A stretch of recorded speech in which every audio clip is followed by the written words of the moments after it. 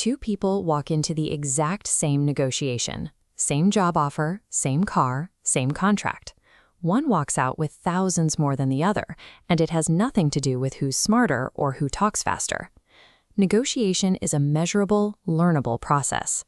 When you go in without a plan, fear usually drives the bus. You blurt out a number you can live with, or you let the other side say theirs first, and then you spend the rest of the conversation crawling toward it. But the person across the table isn't guessing. They are running a system. Today, we are going to build your personal, one-page digital negotiation playbook. Documenting your exact steps in advance changes the power dynamic in the room. You remove the unpredictable confrontation and replace it with a controlled, repeatable system. Step 1 happens before you ever schedule a meeting. You have to establish 3 specific figures. First is your target. This number is based entirely on objective, external market data, a goal you can point to and justify with facts. Second is your opening. This is the first number you will put on the table. It sits intentionally higher than your target, and we'll look at the math on why in a moment. Third is your walkaway. This is your absolute minimum threshold. It's the exact line where you'd rather have no deal than the deal on the table. Open a blank document and create 3 bold headings: target, opening, and walkaway. Do the research and input those 3 numbers right now. Locking in that walkaway number neutralizes your anxiety. By explicitly pricing your failure point in advance, you know exactly when to stop arguing and politely leave. Step 2 involves making the first offer. A common assumption is that you should always wait to hear the other side's number before committing to yours. Research dictates the exact opposite. The reason is a psychological mechanism called anchoring. The first number spoken aloud recalibrates what everyone in the room considers a reasonable baseline. Look at this timeline. Psychologists Adam Galinsky and Thomas Musweiler ran an experiment simulating a chemical plant sale and found that the opening offer practically wrote the ending. Whichever side made the first offer predicted the final agreed price with an 85% correlation. But the exact phrasing matters. A round number like 65,000 sounds like a guess. Ask for a precise number like 64,750, and it projects the authority of a researched fact. Deploying a precise first offer forces your opponent to fight an uphill battle. They start arguing within your established psychological frame instead of theirs. There is exactly one scenario where the anchoring strategy will ruin your outcome. Step 3 is identifying it. The first offer advantage relies on you knowing the actual market range. If you genuinely lack information, making the first offer can backfire. You might accidentally set your ceiling far below what the other side was ready to give you. So you build an information gap check directly into your playbook. If you know the market, you go first. If you walk in genuinely blind, you run a contingency plan. You force the other side to reveal their hand by asking questions. You say, "What did you have in mind for this?" Or, "Help me understand how you arrived at that." You aren't delaying the negotiation.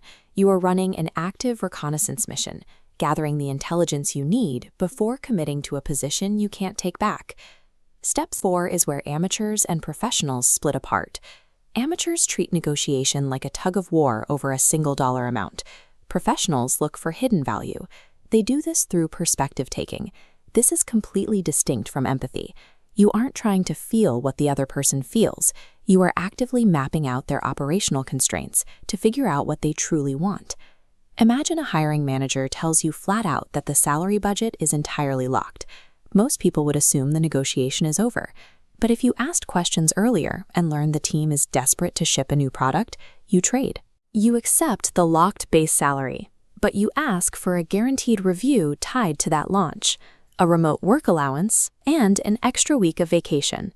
The manager can say yes, because those terms bypass their strict budget constraint. By mapping these trades, you've grown the total value of the package before even splitting the difference. Eventually, the other side will push back. When you reach step 5, you don't react with emotion. You point to objective reasons: the market data, your track record, and the specific value you bring. You deliver these reasons using a strategy called the bolstering range. Look at how this bracket is structured. You state a range to signal flexibility, but the absolute bottom of that range must sit perfectly on your primary target number as the floor. Type this physical script into your document. Given the market data and my track record, I'm looking for a range between my target and my target plus 10%. You state that line, and then you stop talking. 3 seconds will feel like 30. Every instinct in your body will scream at you to soften the demand and break the tension. Keep your mouth shut.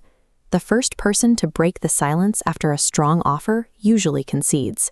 Let that silence serve as the ultimate enforcer of your boundary. Review your completed playbook. You have your 3 numbers, your gap check, your value trades, and your counteroffer script securely in place. Before you execute the play, check the calendar. People generally become more accommodating as the week progresses, meaning a Thursday or Friday conversation often meets significantly less resistance. And a final warning, never accept the very first offer instantly, even if it perfectly hits your target number. Taking it immediately signals to the other side that they left money on the table. If you found a clear way to handle your next conversation, hit the subscribe button. Leave a comment and name the specific negotiation you have coming up next. Stating it out loud is the first move.